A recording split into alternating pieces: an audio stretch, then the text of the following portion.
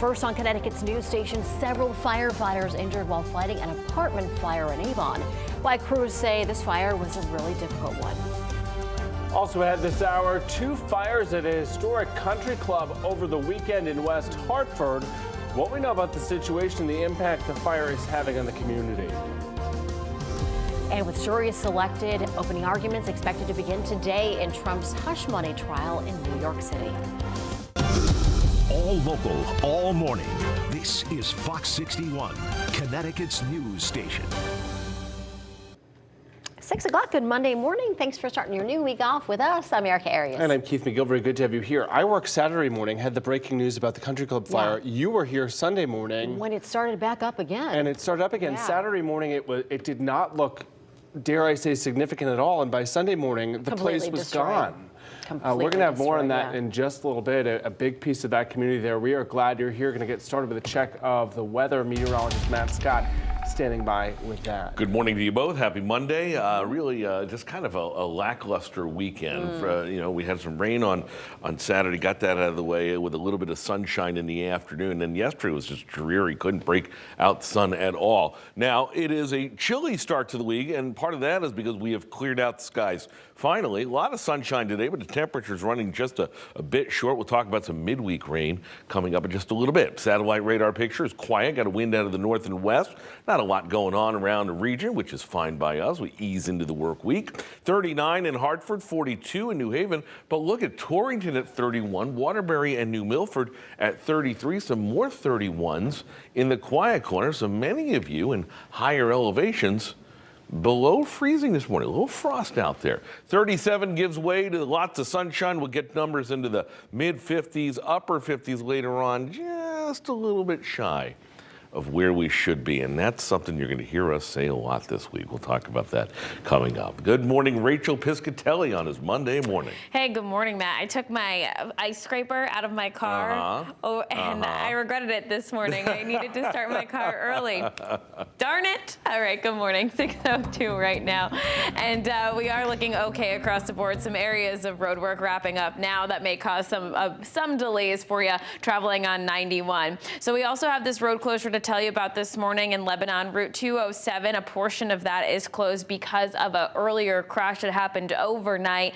We'll let you know when that reopens. Otherwise, we have this delay starting to build from New Haven, I-91 South, exit 8 to 3. That exit 3 off-ramp is closed. You can see those heavy delays on the southbound side of 91 because of road work beginning to wrap up here at 6:03. So those drive times look a little slow from Hartford to New Haven. Travel speeds around 52 miles per hour, taking you just around 44 minutes. A live look outside over in Waterbury, 84 east and westbound. Volume is light, and the road work that is typically out there has wrapped up for that morning commute. Keith and Erica, back to you. Good morning. Good morning. So much for that update. 6:03 new this morning. Officers in several communities investigating damage at businesses overnight. The scene at the Capaco Plaza in Bloomfield. You can see several windows smashed in the Snipe store. Working to find out exactly what happened here and if anything was taken from the property. We'll update you as we learn more here. Plus, a similar scene in Glastonbury where officers were at the scene of a Shell gas station on Main Street. It appears a window was smashed in here. And a similar scene in Cromwell on West Street. Windows smashed at a Gulf gas station. Connecticut's news station working to find out more details on this, and as we do, we will bring them to you.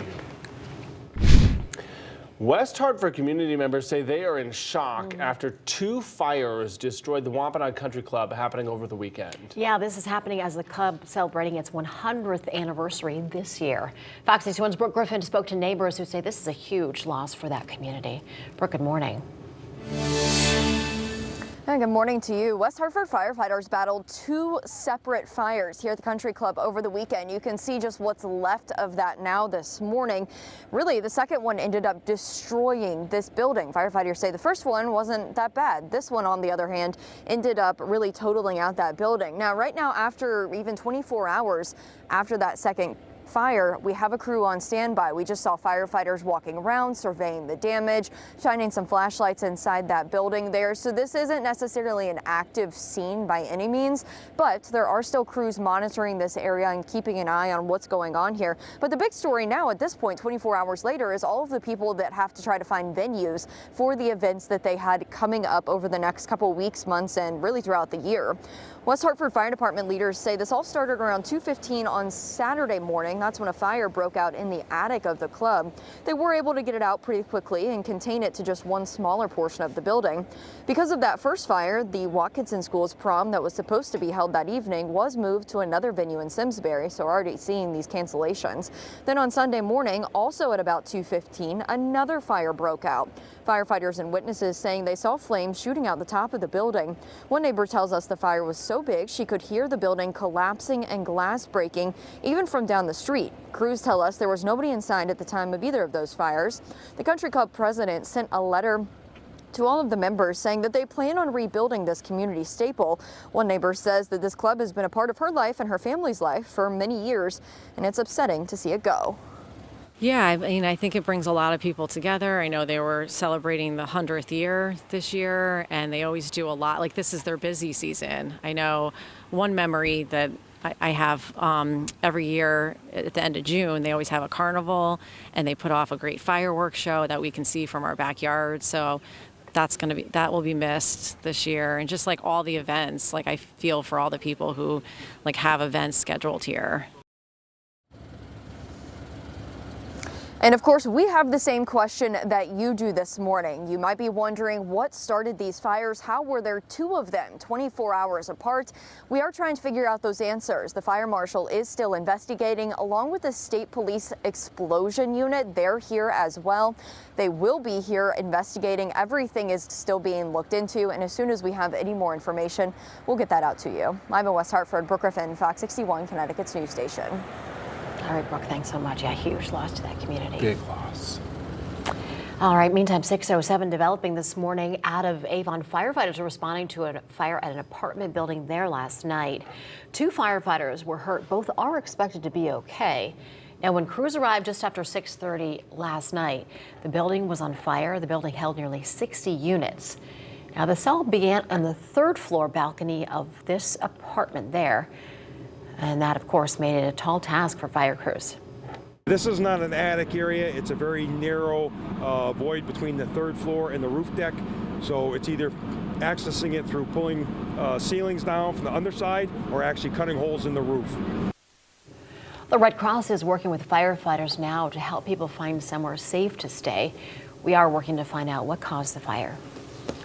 Officers in Wolcott say they've reunited 4 puppies with an abandoned pit bull mix who they say recently gave birth. It's believed 3 puppies are still missing, a reward being offered by animal advocates to find them. Police say they found the dog named Maya near Spindle Hill and Mad River Road. An investigation into who left her there now underway. Student activists continue to camp out at Gale University, they say, to show their support for Palestinians in Gaza and stand in solidarity with more than 100 students arrested at Columbia University last week.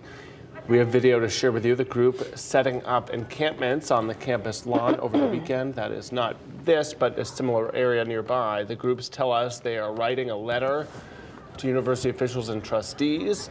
They're asking them to divest all stocks that are tied to military weapons manufacturing, especially when it comes to the Israel-Hamas war in Gaza. Yesterday was the final Mass at St. Adalberts on Alden Avenue in Enfield. The Roman Catholic parish was founded more than 100 years ago by Polish immigrants.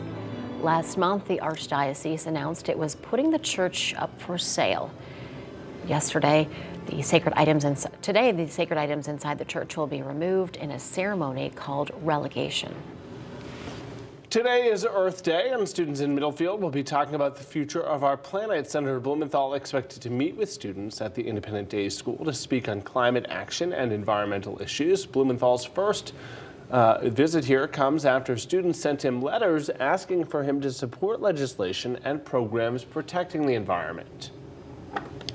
Today, Hartford's mayor is going to recognize Earth Day. The mayor is expected to be joined by Knox Incorporated. That's a nonprofit centered around growing a greener, healthier Hartford. Mayor Arun Arulavalam said the celebration is going to be happening at 11 a.m. at City Hall. And today, the governor is pushing lawmakers to pass a law to help motivate businesses to help its employees with student loans. The bill calls for tax credits to businesses who offer student loan repayment assistance. Now, this would expand a current program in the state that only covers employees from loans from the Connecticut Higher Education Supplemental Loan Authority. The governor is expected to speak about this at 11 a.m. in New Haven. The Jewish holiday of Passover beginning at sundown tonight. Passover, a 7-day holiday that commemorates the escape of Jewish people from slavery in Egypt, which happened some 3,000 years ago. The story is told during a big meal where family and friends get together for the Seder. Several Jewish communities across Connecticut expected to have special celebrations tonight.